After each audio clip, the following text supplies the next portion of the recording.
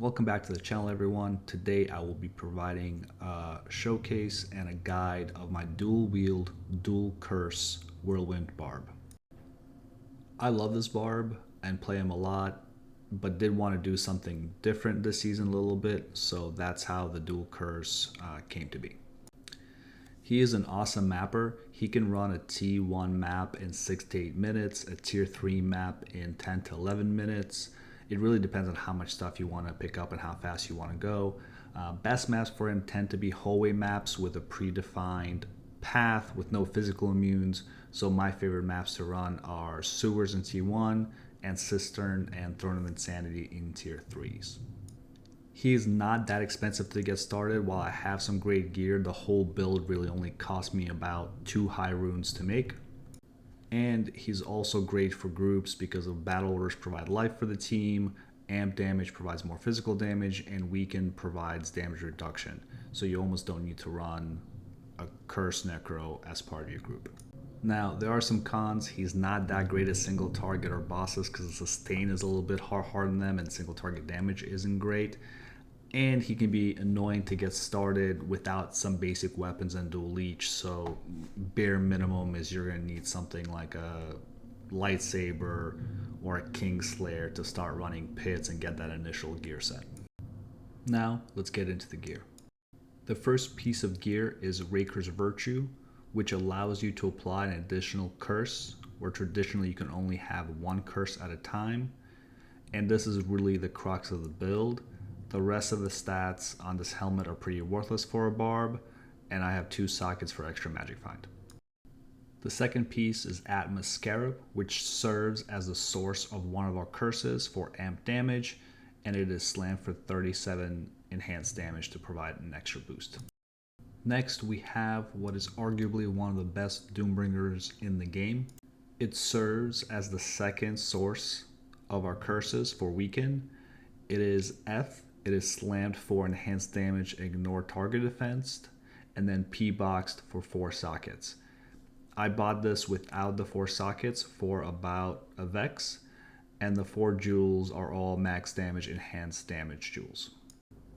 Our second weapon is a Grandfather. It is also slammed for ignore target defense and enhanced damage. It is P-boxed for 4 sockets.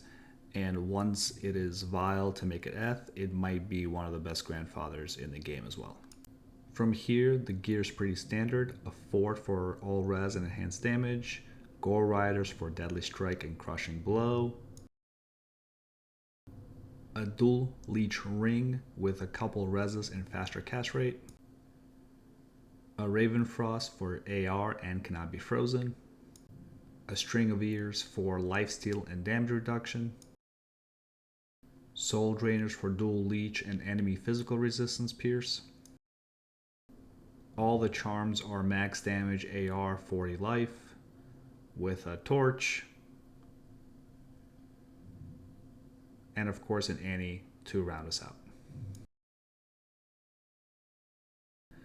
I am running an Act 5 Merc with Might Aura, and the only item I will highlight is the Cranium Basher with a bunch of IAS, which serves as an extra source of amp damage.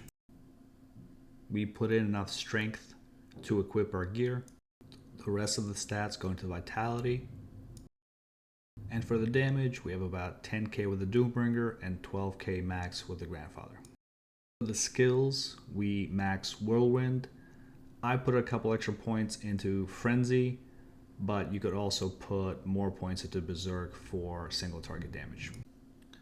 For masteries, you have some flexibility. You have to max General Mastery, but the rest you can distribute pretty easily between Iron Skin, Natural Resistances, depending on what you need in your build. And for War Cries, you max Battle Command and Battle Orders for life and extra damage. And that concludes our guide. If you haven't already, please like and subscribe. Every little bit helps. And I'm going to add some footage of me running a map just to showcase how this build performs.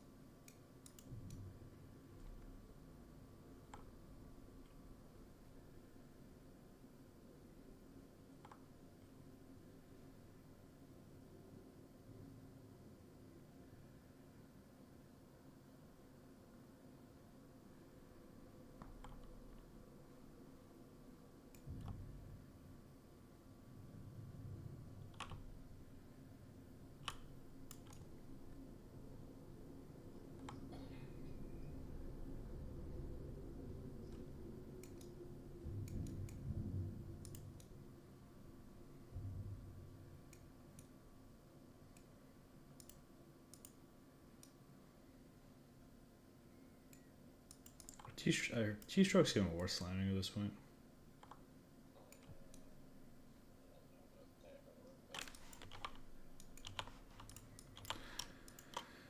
Yeah, they're +3 anyway, so that one.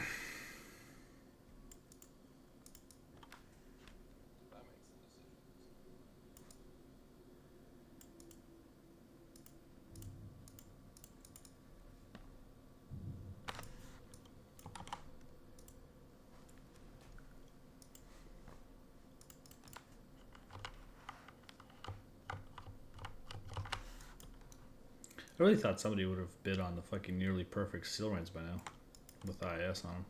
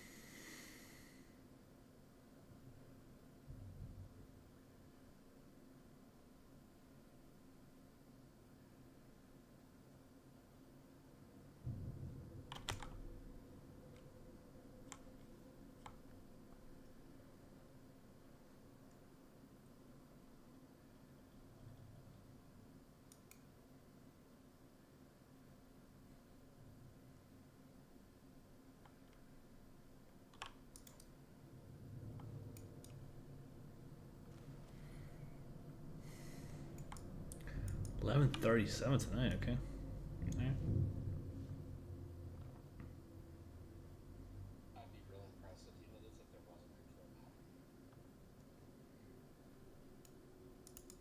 All right. Of me tracking the trains.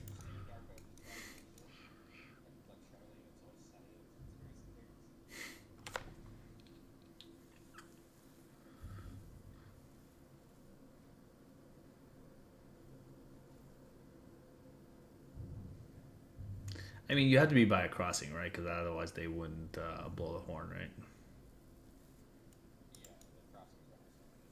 Right.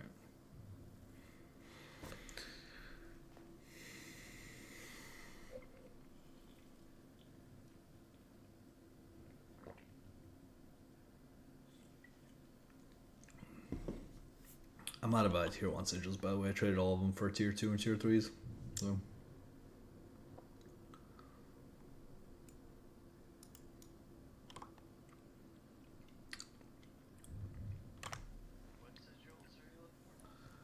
Tier 1s again.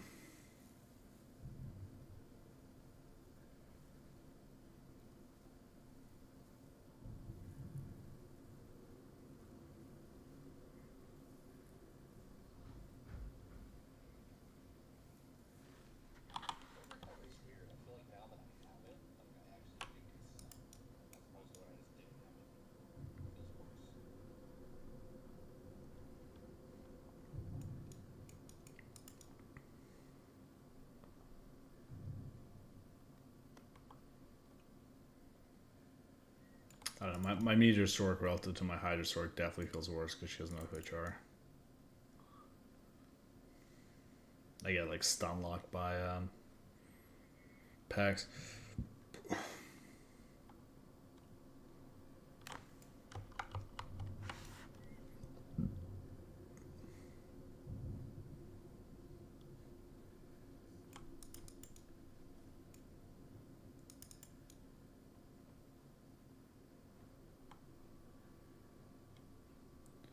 Jason, you want to spin through some maps or no? Okay.